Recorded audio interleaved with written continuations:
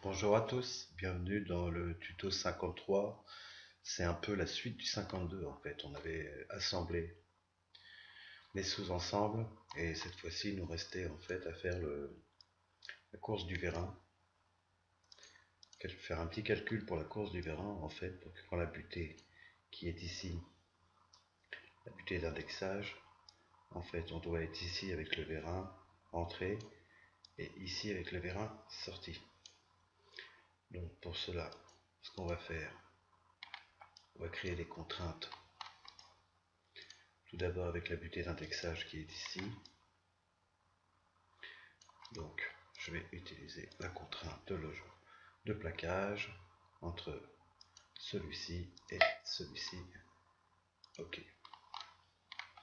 Donc maintenant, il faudrait que celui-ci, la butée d'entraînement, ait aussi une contrainte. Je vais faire tout de suite la contrainte de plaquage entre ceci et celui-ci. Ok. Donc là maintenant en haut, forcément les deux butées sont pile dans les axes des perçages.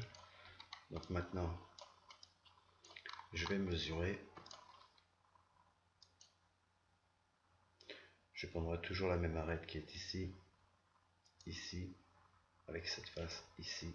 Et là j'ai 9,571 que je vais noter.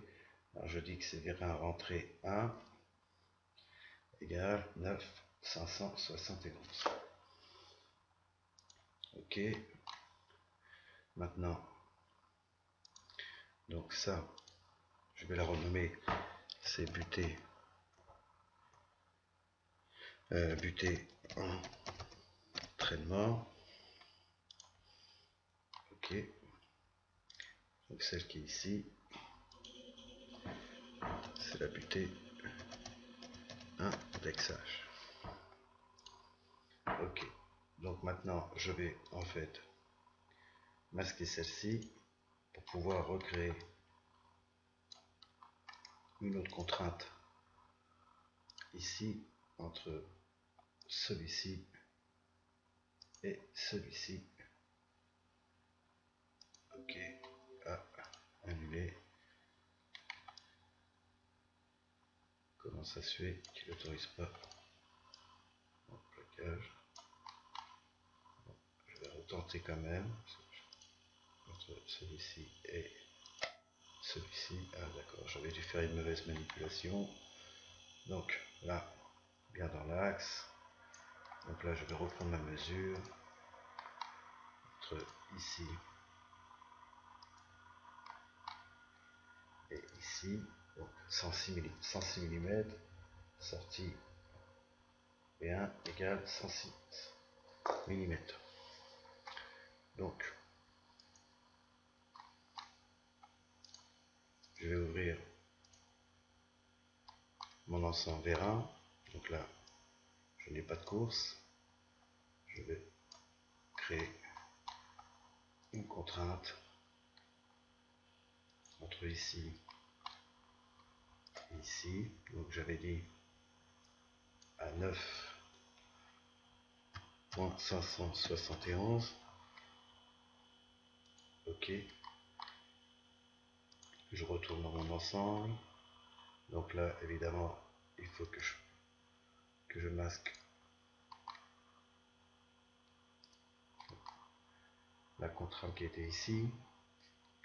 Donc maintenant, je ne peux plus bouger mon vérin. Il est piloté par une contrainte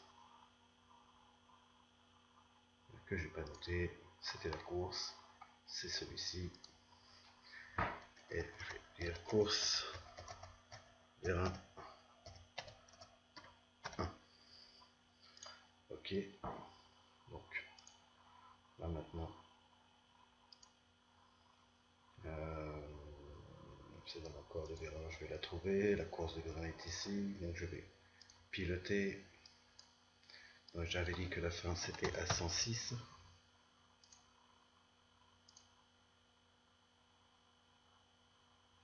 On va regarder ça plutôt de haut.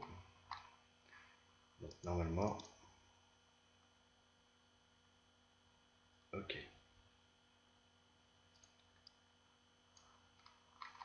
Donc, voilà pour calculer la course nécessaire à mon vérin.